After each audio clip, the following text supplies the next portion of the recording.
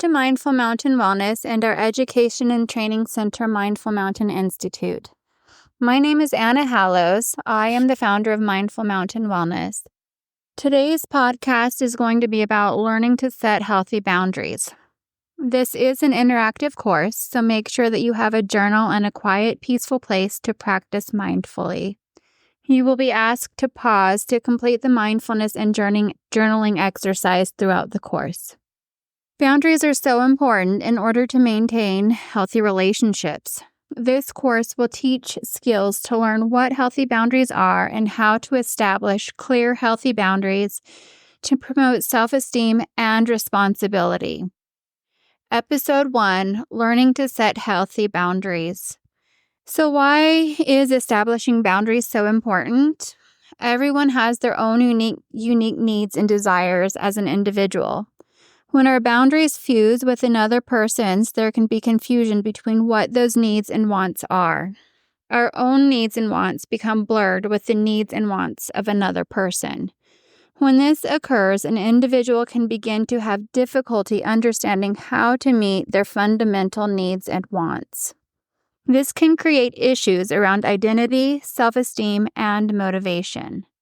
If we are not able to establish and maintain a clear boundary, we may feel disempowered, and owning our own reality is impaired. It is important for an adult to identify their own needs and wants, and realistically, if they cannot meet these needs and wants on their own, to have developed the skills necessary to ask for what they need or want. Children can then begin to learn how to establish their own needs and what they want interdependently, which includes learning to establish clear and healthy boundaries on their own. This promotes age-appropriate responsibility with the adults in their life as the example. So what is a boundary? Boundaries are invisible fields of energy that establish 3 core functions. So first, clear boundaries define our personal space and keep others from invading that space. Second, they provide a standard of rules that prevent us from invading other people's space. And third, they are imperative in establishing a secure identity of who we are, differentiated and unique from other people. So external boundaries are physical boundaries. They give us ownership of our belongings, including our homes and our bodies. Internal boundaries protect our emotions, our thoughts, our feelings, and our behaviors. This provides an ability to not allow others to manipulate us and vice versa. When a person lacks boundaries themselves, there's really no way for them to respect the boundaries of others. This is why it is so important to teach boundaries to children from a young age.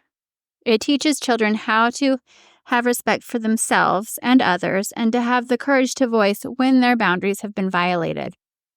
So, exploring feelings connected to personal boundaries, ask yourself the following questions. Can I set limits with others in a way that maintains a calm and inner peace and still be a loving person? When I set a boundary, do I feel agitated and on defense? What do I do if someone is upset by the boundaries I have clearly established? Do I feel guilty or feel fearful when I need to set a boundary? Why? So once I set a boundary or make a choice, am I able to accept the choice that I have made? Ponder these questions to understand yourself on a deeper level. If you feel like you need to work on establishing healthy boundaries, this course will provide experience to gain confidence and communication to work on boundary setting. So, to begin, it is important to understand what is you and what is not you. Where does your boundary begin and someone else's end? How do you self-differentiate? Take a moment to think about those questions before we begin our mindfulness exercise. So the mindfulness exercise, take a moment to close your eyes, begin to center yourself with your breath. As you sit tall with the soles of your feet firmly rooted into the earth, once you are comfortable and your mind is clear, imagine a boundary that is important to you. Do others honor this boundary? If your boundary was not respected, what did you do to stay strong in keeping your boundary? What feelings were alerted if this boundary is crossed? How did you respond?